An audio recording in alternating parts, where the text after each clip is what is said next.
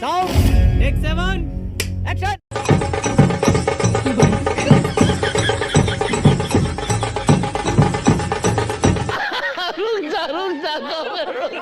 तो भैया देखा, जब से मोदी जी सत्ता में आए हैं तब से भारत की संस्कृति पूरी दुनिया भर में सांडों की तरह फैल रही है। क्योंकि देखो, अब विदेशों में भी ढोल ताशा बजाया जाने लगा।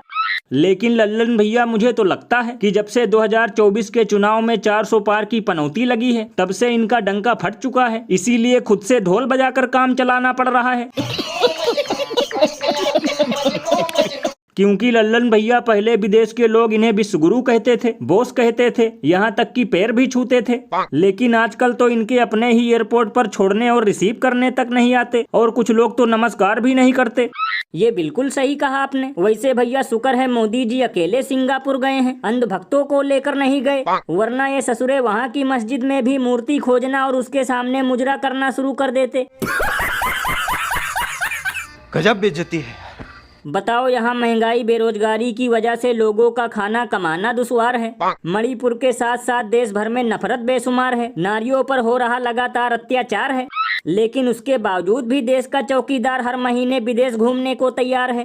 भैया, इसीलिए तो लोग घनघोर बेइज्जती करते हुए ये कहते हैं कि ये ढोल जादुई ढोल है। अब देखना, इससे देश की बेरोजगारी गायब हो जाएगी, गरीबी दूर दूर तक नजर नहीं आएगी, मणिपुर में शांति का माहौल जगमगाएगा और सबके खाते में 15 नहीं सीधे 30-30 लाख आएंगे। और अभी तो रुको, क्लाइमैक्स अभी बाकी है। तुम कौन थे? मैं ठीक कर दूंगा तुमको। मंत्रियों की इस तरह कितने तेजस्वी लोग हैं हमारे पास, कितने शानदार विचार रखते हैं जी। तो भैया देखा, लगता है ये वाले नेताजी तो स्मृति चाची से भी 2 कदम आगे हैं। क्योंकि उन्होंने तो सिर्फ इस पत्रकार के मालिक से बात करने की धमकी दी थी, लेकिन ये तो ऑन द स्पॉट ठीक करने की धमकी दे रहे हैं। यानी कि भैया ये तो वही बात हो गई कि जो पूछेगा इन लोगों से सवाल, टमाटर की तरह उसका गाल कर देंगे लाल।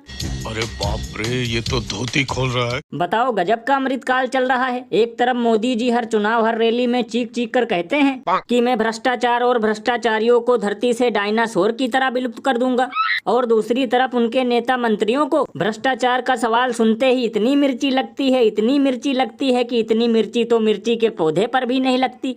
भैया, इसीलिए तो इस पर महान कवि बाबा लपेटू दास ने कहा है कि शायद इसीलिए डंका गुरु प्रेस कॉन्फ्रेंस नहीं करते, क्योंकि क्या पता सामने खड़ा हो कोई ईमानदार पत्रकार और फिर अगले दिन हो जाए झोला तैयार।